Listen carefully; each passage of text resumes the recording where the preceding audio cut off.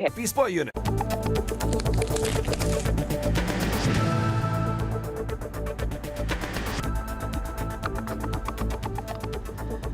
आप देख रहे हैं मिड कैप मंत्रा। बाजार के हाल पर एक बार फिर से नजर डाल लेते हैं क्या रुझान बना हुआ है। फिलहाल आपको निफ्टी दबाव में ही दिखाई देगा, लेकिन हाँ रिकवर हुआ है दिन के निचले स्तरों से थोड़ा सा, और मिड कैप्स में भी रिकवरी थोड़ी सी दिखी है, ऑल्दो पेन अभी भी काफी है।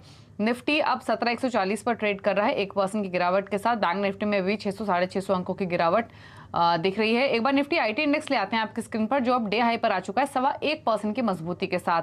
जो दिग्गज आईटी स्टॉक्स है, इन्फोसिस, एचसीएल टेक, ये स्ट्रेंथ दे रहे हैं, ये सपोर्ट कर रहे हैं, और अब 1.25% की मजबूती के साथ निफ्टी आईटी इंडेक्स कारोबार करते हुए तो रुझान फिलहाल पॉजिटिव। आईटी पैक में इन्फोसिस देखिए डे हाई पर ट्रेड करा, ऑलमोस्ट 0.25% की मजबूती देखने को मिल रही है। लेकिन अब कुछ और इंपॉर्टेंट खबरों की ओर रुख करते हैं, और अगर आप made in UK Scotch whisky और रेंज रोवर गाड़ियों के शौकीन हैं तो आने वाले दिनों में ये काफी सस्ते में आपको मिल सकेंगे। दरअसल दिवाली तक भारत और यूके दोनों आपस में फ्री ट्रेड अग्रीमेंट यानी एफटीए करने वाले हैं, और इस एफटीए से किन किन सेक्टर पर क्या असर पड़ेगा ये बताने के लिए लक्ष्मण रॉय हमारे साथ मौजूद हैं।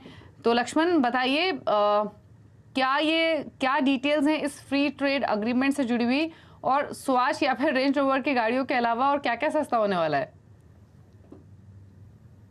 देखिए, दरअसल ये जो फ्री ट्रेड एग्रीमेंट है वो अगले महीने दोनों देशों के बीच यानी भारत और यूके के बीच में दस्तखत होने जा रहा है।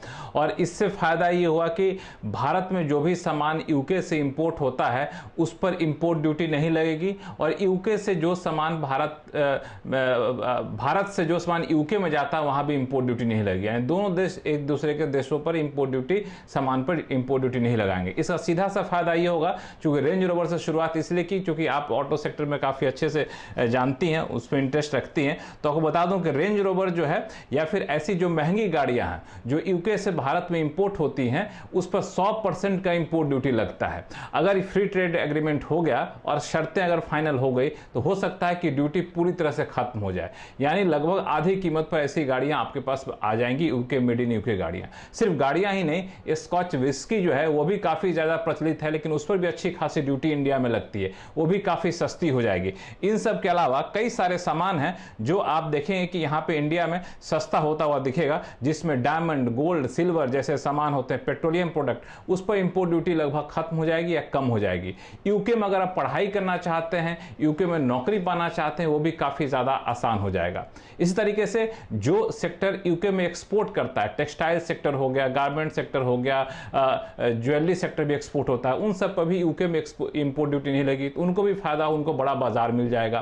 तो ये एक फायदा होगा फ्री ट्रेड एग्रीमेंट से, जो दिवाली तक होने की संभावना है। हालांकि जो मैंने बताया वो इस बात पर निर्भर करता है कि किन किन सामान को इस फ्री ट्रेड एग्रीमेंट में शामिल किया जाता है, और कई बार पूरी तरह से एक झटके में इंपोर्ट ड्यूटी खत्म नहीं की जाती है, किस्तों में की जाती है या फिर एक सीमा तक की जाती है, तो वो सब शर्तें अभी अंतिम रूप दिया जा रहा है।